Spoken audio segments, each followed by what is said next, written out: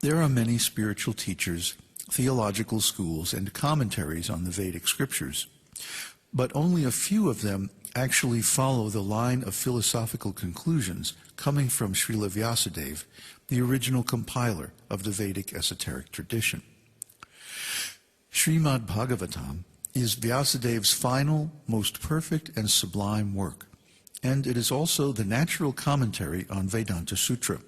Śrīmad-Bhāgavatam is considered the crown jewel of the Vedic literature because it contains the narration of Krishna's most intimate pastimes in Vrindavan. The most important Vedic scriptures are Vyasadeva's Śrīmad-Bhāgavatam and Bhagavad-gītā, which was spoken by the Lord himself and recorded by Vyasadeva. The disciples of the esoteric teaching consider any commentary or philosophical interpretation that ignores or contradicts the principles and conclusions of Bhagavad-gītā and Śrīmad-Bhāgavatam to be unauthorized. There is complete and perfect agreement among the Vedas, Upanishads, Vedanta, Bhagavad-gītā, and Śrīmad-Bhāgavatam. But no one can realize this without accepting instruction from the esoteric teaching, which is Vyasadeva's direct disciplic succession. The followers of the esoteric teaching accept Lord Krishna as the Supreme Personality of Godhead, and also accept the explanation of his divine energies given in Sri Isopanisad. The inner state of the liberated soul, as mentioned in this mantra of Īśopaniṣad, is described in the Bhagavad-gītā. Brahma bhuta prasannatma na shochati na kankshati samas sarveshu bhūteṣu madbhaktim labhate param. One who is thus transcendentally situated at once realizes the Supreme Brahman and becomes fully joyful. He never laments or desires to have anything. He is equally disposed toward every living entity. In that state, he attains pure devotional service unto me. Bhagavad-gītā 18:54. According to the esoteric teaching, only one who is already on the liberated platform of Brahma Bhuta can become an Uttama Adhikari devotee, a member of the esoteric circle, and see every living being as his own brother. This state of pure spiritual consciousness is very blissful. According to Śrīmad-Bhāgavatam, Navyavad-dhridyate yajyo brahmaitad brahmavadibihi na muhyanti na sochanti na hrisyanti yatogataha. Always engaging in the activities of devotional service, the devotees feel ever increasingly fresh and new in all their activities. The all-knowing Supersoul within the heart of the devotee makes everything increasingly fresh. This is known as Brahman realization, Brahma Bhuta, by the advocates of the Absolute Truth. In such a liberated stage, one is never bewildered, nor does one lament or become unnecessarily jubilant. This is due to their state of Brahma Bhuta realization. Śrīmad-Bhāgavatam 4:30-20. So the Uttama Adhikari or master teacher sees every being as a spirit soul. He sees them spiritually and treats them spiritually as part and parcels of the Supreme by giving them transcendental knowledge and saving them from further suffering in material existence. This most excellent occupational duty is the exclusive province of the self-realized Uttama Adhikari or Paramahansa, the master teacher of the esoteric teaching. So it's a fact that if we are in spiritual consciousness and seeing everything and everyone in relationship with the Supreme Lord, who is their origin and controller and destination, then we cannot hold antipathy or hate or any other mundane emotion within our hearts.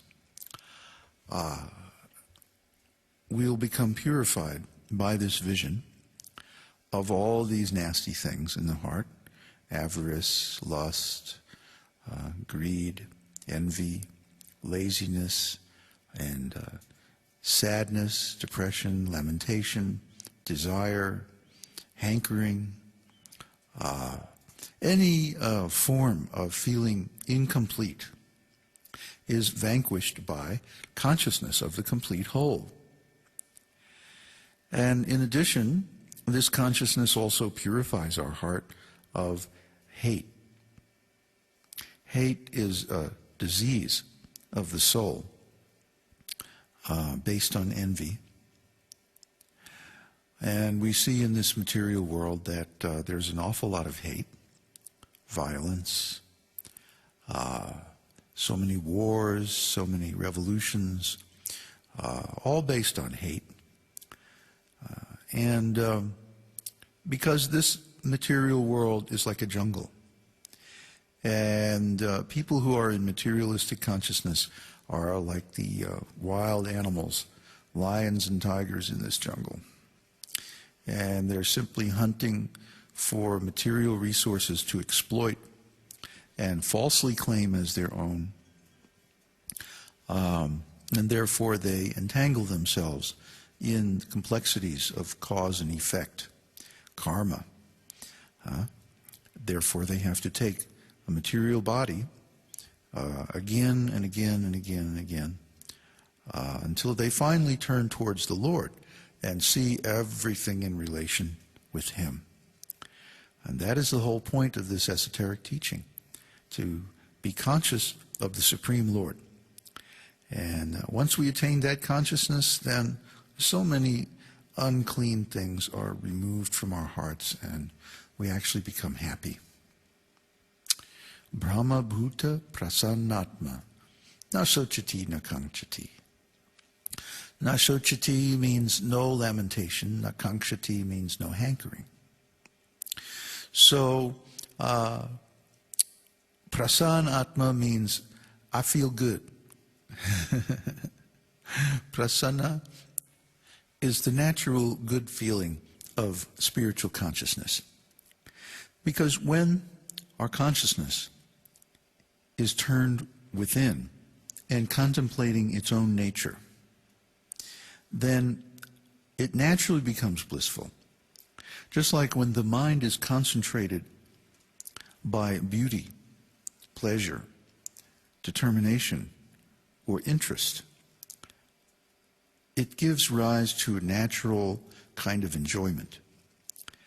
Similarly, when the mind is concentrated on the Supreme Lord through practices of bhakti yoga, hearing and chanting and so on, and especially by the process of seva, where one dedicates his energy and time and effort to the cause of the Supreme Lord, one feels a very suffused kind of bliss that never goes away.